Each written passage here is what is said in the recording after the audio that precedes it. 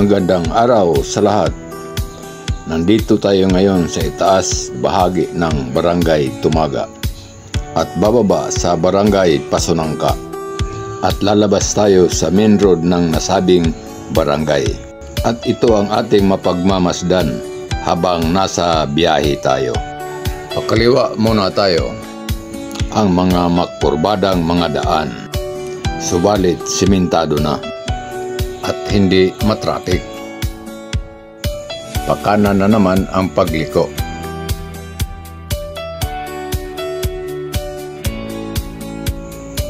Tuloy-tuloy lang ang biyahe hanggang sa dulo na ating nakikita at liliko naman tayo pakaliwa.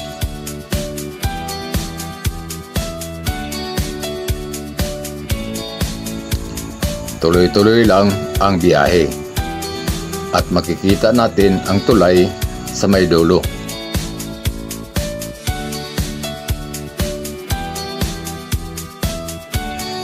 At dito na ang tulay ng Pasunangka Barangay. Paglampas natin ng tulay, tayo iaakyat papunta sa main road ng Pasunangka Barangay. At dito na naman tayo sa makurbadang lugar paakyat ng main road ng Pasunangka at ating mapagmamasdan. Kaya dahan-dahan ang patakbo lalo na kung tag-ulan. At malapit na tayo paakyat papunta sa main road.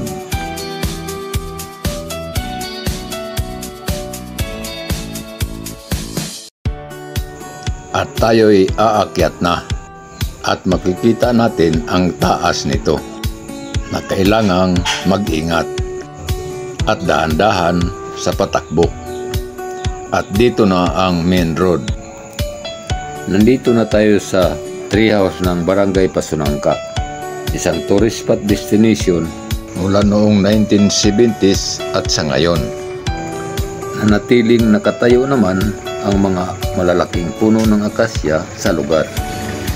Pinupuntahan naman ito ng mga magkasintahan at magkabarkada. Magpakuha lang ng larawan bilang isang remembrance. At titingnan natin ang Boy Scout o Girl Scout location kung saan ginaganap ang camping school activities. At iikutin nating pagmasdan.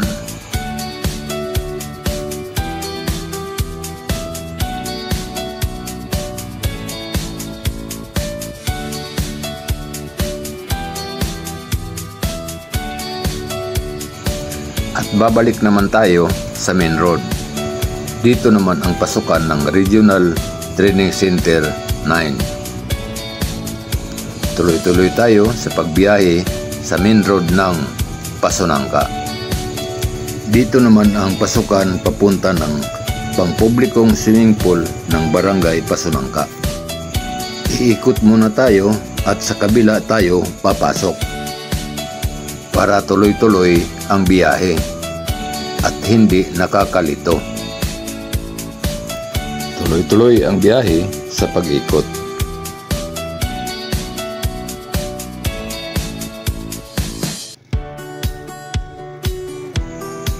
At nandito na tayo sa itaas bahagi ng Barangay Pasunangka. At malapit na tayo sa dating Plaza Hotel, kung saan ang casino noong 1980s. At ito na ang ating nakikita.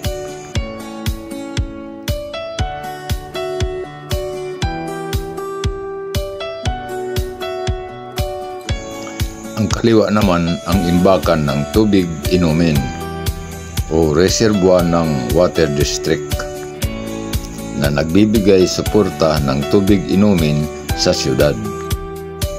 Kaya ang bypass road hindi pinadaan sa Barangay Pasunangka. At pinahalagan ito ng ating gobyerno maging ang gobyernong lokal. At tuloy tayo sa pag-ikot pababa.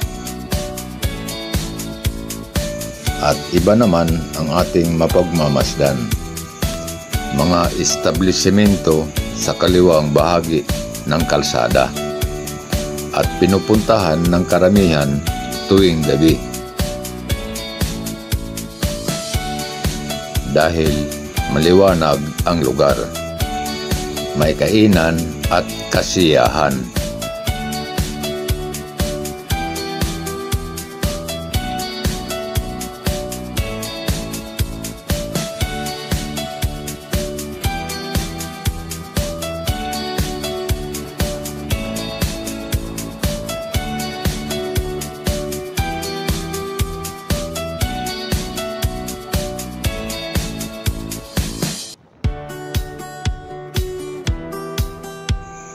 Ito naman ang Maria Clara Lorenzo Lubregat Park, ang dating mayor ng Zamboanga City. Ang sa kanan naman, isang kainan na pinupuntahan ng karamihan tuwing gabi. At kahit sa araw, may customer ito. At papasok na tayo papunta sa pampublikong swimming pool ng Barangay Pasunangka. At ito ang ating makikita. Ito na ang swimming pool sa nasabing barangay.